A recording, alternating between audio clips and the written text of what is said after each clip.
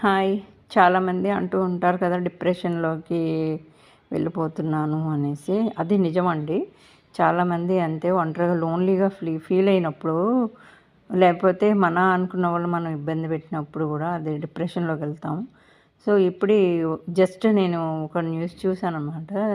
Bollywood heroine Deepika Padukone కూడా అలాగే ఎందుకు ఏడ్చేదో తనకే తెలీదంట.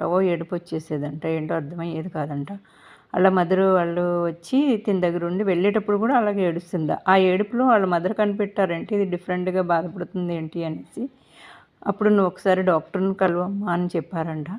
కలిస్తే అప్పుడు తనకి నయమయ్యింది. చాలా రోజులు తనని బయటికి కూడా రాలేకపోయానని చెప్పింది. సో, నాకు కూడా అలాగే జరిగింది. కాకపోతే మా చిన్న పాప వచ్చేసరికి ఆహ్, నేను కొన్ని ఏంటంటే చేసిందే చేయడం అలా చేసేదాన్ని.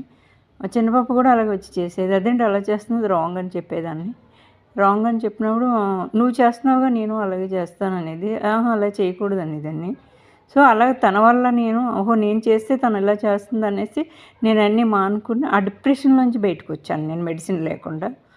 సో, మా చిన్న పాపదంతా గ్రేట్ అనమాట.